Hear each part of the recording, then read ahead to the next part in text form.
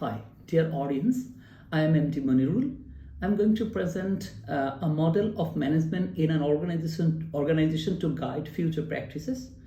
With this management people and team, what I have learned, I am going to tell you that, and I am leading a small organization, a small unit of team. So I'm going to present how to set up a model of management for future guide to practice. So for the very first outset, I'm going to tell you that how to create an ethical organization, So in order to do this, we have to ensure effective communication on ethical expectations. So the team leaders and the other people should have a good communication, especially what we praise that should be implemented in our works. So, and acting as a role model, another aspects of ethical organization. So if I work as a role model to my workers, it is very easy for them to follow me, and it's a responsibility of a leader, I think.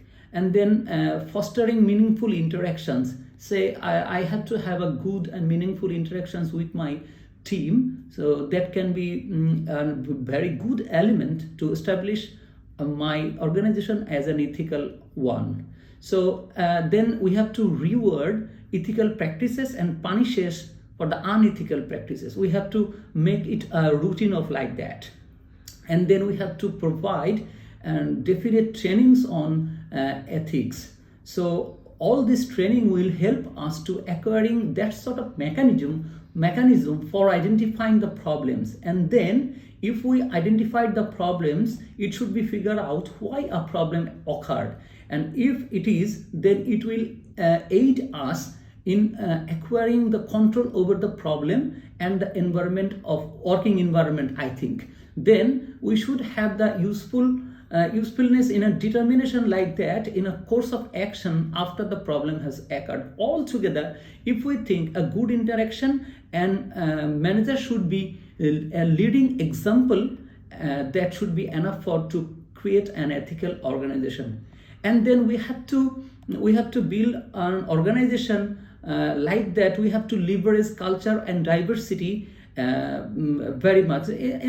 As a manager and the owner of a simple unit, we have to integrate diversity and difference in culture. So to achieve this, but to make to leverage the culture and diversity, we have to arrange some coaching. It can be personal, it can be as a team, and then creating flexibility in organization of running in any organizational running of activities. So we have to develop a successful working crew. So if it is, then we have to leverage the culture and diversity and understanding different individuals' time. Say someone is very good at day shift, I have to put them in day shift. Someone in night shift, and that should be better for him. Say some people have different prayer times, different festival times.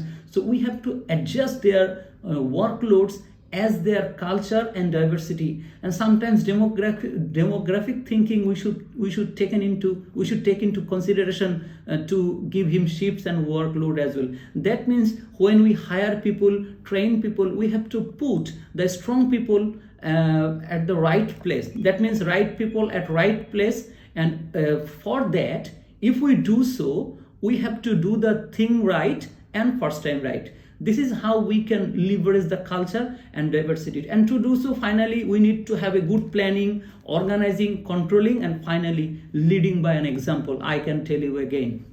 So if we consider that my farm or my business or my unit should achieve some strategically and manage strategical advantage or competitive advantage. So each and every organization, business unit need to have a competitive advantage. Why should people come to my shop, say, and why they should buy my products? So we have to have a very good and a smart competitive advantage, so that we can be different from the others. So for this, we need to have a strategic people management so that we can have that sort of upper hand. So actually, people attract property, intellectual proprietary knowledge, and attract customers. They occur as individuals' asset to an organization in a bid to gain competitive edge. So for this, we have to making use of planning and designing and managing people. Say how they should dress, how they should talk to the customers, how they receive the customers while they are in our building. So we have to make them well trained and designing their works. So we should aligning people with the role, sometimes aligning role with the people. So this is how we are going to managing people. Actually, strategically managing people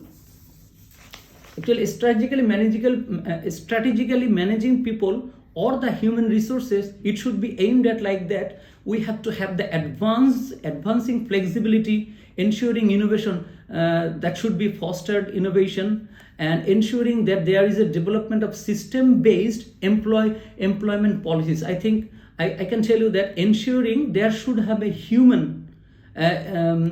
there should have a development of system-based employment policies, forcing coordination. So there should be a coordination between HR and the other policies or the strategies of the business management.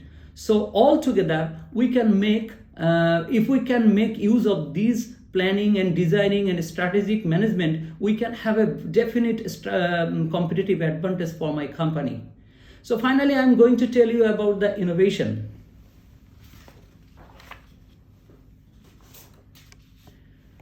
So if we want to make my unit or business organization innovative, so I think managers and owners of a business must ensure that they seek for innovative ways of doing things in order to be a step ahead of their competition and gain leverage in the business. So innovation in an organization could be done through opening up new ideas, exploring unexplored markets. We should tap into new technologies and adapt it to industry change. Say, if we think 2019 and 2020, there is a big gap, big change due to COVID. So every business organization and unit should have that much changing trends in their mentality, so they can adapt the changes and they can create an adaptability. So in this respect, I think there should have to be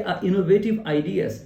So for this, we have to know the methods of fostering and integrating innovation through some activities. Like we have to search for innovative ideas first, then it should be brought into the table, get I think approval, and then it should be implemented. So before implementation, we should assess the innovative ideas, and we can go through the testing innovations. Say McKinsey and Company introduced 2015 some ideas how to foster or how to test the innovative ideas. There are 8 elements of McKinsey over there. So we can introduce that one, and we can develop the innovation that was found in anywhere else. And finally, we should go for the implementation of the innovation. So if we can go through all the things into our business, we can put all the things into our business, then we can make it a very good organization and good strategic management, I think. So dear audience, this is all from my side. Actually, what I gained through these last 8 weeks. So actually, I'm very happy with the management system, what I have learned, and actually I tried to present my learning, and I'm doing it by my business as well. So thank you very much for giving me a patient hearing, and I would like to request you to be safe from COVID and stay fine. Thank you very much.